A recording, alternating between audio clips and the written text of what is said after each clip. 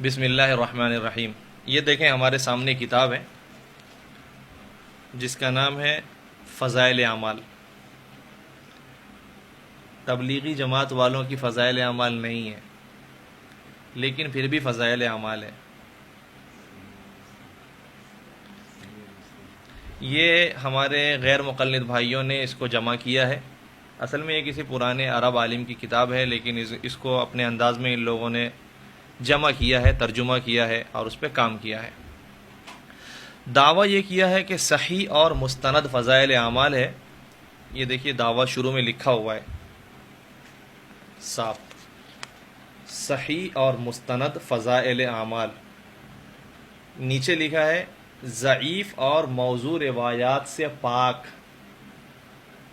کس لفظ کو کہاں استعمال کرنا کوئی فکر نہیں ہے، پاک ناپاک کچھ بھی لے آتے ہیں۔ ان کے ایک مولوی صاحب نے کتاب لکھی، عبد المتین میمن جوناگڑھی صاحب ہے، لکھی حدیث خیر و شر۔ حدیث خیر و شر، جب صحابہ کو بدعتی کہنے میں ڈر نہیں لگتا تو حدیث خیر و شر کیا ہے؟ تو آخر کتاب لکھنے کی ضرورت کیوں پڑی؟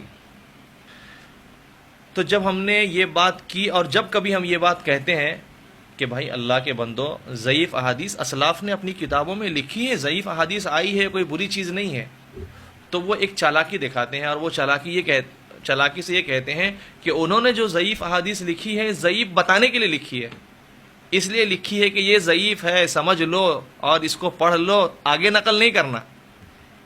یہ مصنفین کے مرضی کے خلاف ہے۔ یہ بات مصنفین نے اس لیے نہیں لکھی، لیکن وہ اپنی مرضی یہاں ڈالتے ہیں۔ تو خیر، یہ تو انہوں نے صاف اسی مقصد کے لیے لکھی ہے کہ یہ ایک دم صحیح کتاب ہے، اس میں کوئی بھی ضعیف حدیث نہیں ہے، اور ضعیف کا کانسیپٹ انہوں نے لوگوں میں یہ بیٹھا کے رکھا ہے کہ ضعیف سے پاک ہے، ضعیف رہے گی تو نعوذ باللہ ناپاک ہو جائے گی کتاب۔ تو دیکھتے ہیں کہ یہ کتاب جو ہے ان کے بیان کے مطابق پاک رہی یا آگے کیا جملہ استعمال کیا جائے کیا رہی۔ کوئی بھی آدمی سرسری نظر سے خالی اس کو دیکھے اور 10 منٹ تک پیجز پلٹیں تو بہت ساری ضعیف حدیثیں خود مل جائیں گی۔ ہم نے تو ایک مرتبہ مطالعہ کیا 2-4 گھنٹے، تو بہت ساری ضعیف حدیثیں ہماری نظر سے گزری۔ یہ اس کتاب کے صفحہ نمبر 167 پہ ایک حدیث نقل کی ہے، حدیث نمبر 171، اور اس کے آگے لکھا ہے یہ روایت سند میں انقطاع کی وجہ سے ضعیف ہے۔ جس سے پاک ہونے کا دعویٰ کیا گیا تھا وہ دعویٰ پاکی کا ختم ہو گیا۔ ایک حوالہ ہوا۔ دوسرا حوالہ حدیث نمبر 314، لکھتے ہیں یہ روایت ضعیف ہے، دعویٰ تھا پاک ہونے کا۔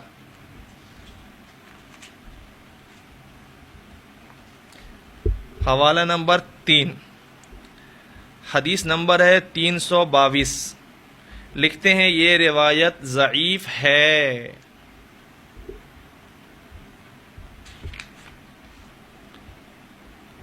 تو 3 پہ اکتفا کرتے ہیں۔ اگر 3 کو 1 بھی کہیں گے تو 1 تو ثابت کر دیا نا، ورنہ ہے بہت سارے۔ ہم نے بہت سارے نشان لگائے اپنی کتاب میں جس میں یہ ہے کہ یہ اس کتاب کے اندر ضعیف احادیث ہیں۔ تو دیکھیں اصل میں بات یہ ہے کہ ضعیف احادیث یہ کوئی عیب نہیں۔ ہم نے صبح کے درس میں آپ کو بتایا، اور غیر مقلدین بھی اپنی کتابوں میں لکھتے ہیں، لیکن یہ جو آج کے منچلے لوگ اور سڑک چھاپ لوگ کچھ بھی باتیں کرتے رہتے ہیں، ان کے جواب کے طور پہ ہم نے یہ بات پیش کی ہے کہ سمجھو، ہوش کے ناخن لو، صحیح بات کیا ہے وہ سمجھنے کی کوشش کرو۔ اور ٹھیک ہے، اگر تم ضعیف احادیث کی مخالفت پہ کمر باندھے ہوئے ہو تو آخر کیوں لکھ رہے ہو اس طرح کی کتابیں؟ تو دیکھیں بات یہ ہے کہ حضرت شیخ رحمۃ اللہ علیہ کی کتاب کو اللہ رب العزت نے یہ مقبولیت دی کہ مخالف ہونے کے باوجود آدمی اس کتاب کو ماننے پہ مجبور ہے۔ جیسے قرآن کریم کی تاثیر، کہ ایک ایسی تاثیر ہے کہ کفار مکہ قرآن کریم کے انکاری ہونے کے باوجود رات میں چھپ چھپ کر رسول اللہ صلی اللہ علیہ وسلم کی تلاوت سننے پہ مجبور تھے۔ ہے نا ایک مرتبہ کا واقعہ، ابو جہل رات میں کھڑا قرآن سن رہا تھا، اب دوسرا بھی آ گیا گرو گھنٹال، اب وہ ایک دوسرے کو دیکھ کے شرما گئے، تیسرا بھی آ گیا، ابے تو قرآن کی مخالفت کرتا ہے، تو کیا کر رہا ہے؟ تو چپ، تو کیا کرنے آیا ہے؟ تو ہر ایک کے دل نے کہا کہ بھائی سچی بات یہی ہے کہ قرآن کی مخالفت نہیں کر سکتے. تو ویسے ہی اللہ رب العزت نے حضرت شیخ رحمۃ اللہ علیہ کی فضائل اعمال کو وہ مقبولیت سے نوازا کہ مخالفین بھی جو ہے نا فضائل اعمال سے دامن نہیں چھڑا سکتے.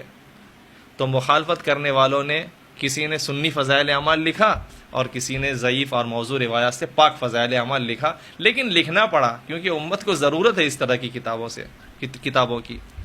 اس لیے گزارش ہے کہ امت کو دھوکے سے نکالیں، اپنے آپ کو بھی نکالیں. معتدل علماء کرام، علماء دیوبند نے جو دین کی صحیح ترجمانی کی ہے، دیوبند نے کوئی نیا کام نہیں کیا، واللہ کوئی نیا کام نہیں کیا. صحابہ کرام نے جس دین کو پھیلایا تھا اور امام اعظم ابو حنیفہ نعمان ابن ثابت رحمۃ اللہ علیہ نے جس دین کو کتابی شکل میں لکھوایا تھا، دیوبند نے اسی دین کی حفاظت کی ہے، نہ اس میں کچھ ایڈ ہونے دیا ہے نہ اس میں سے کچھ نکلنے دیا ہے. یعنی دیوبند نے پہرے داری کا کام کیا ہے. تو یہ پہرے داروں کی بات کو مان لو، نہ اس میں سے کچھ نکلنے دو نہ اس میں کچھ شامل ہونے دو، دین کی حفاظت ہوگی اور پھر اکابرین کی روح خوش ہوگی. اور کل قیامت کے دن ہمارے ساتھ آپ کو بھی اور ہم سب کو مل کر کے اکابرین کے ساتھ وہ حشر کرے گا جو اولیاء صدیقین، انبیاء، صدیقین، شہداء اور صالحین کا جو حشر ہوگا وہ انشاءاللہ ہمارے ساتھ آپ کا بھی ہو جائے گا. آپ ہمارے ساتھ جڑ جاؤ. ہے ہند میں انوکھا مرکز تحفظ دین، یہ دین کا ترجمہ ہے مرکز تحفظ دین.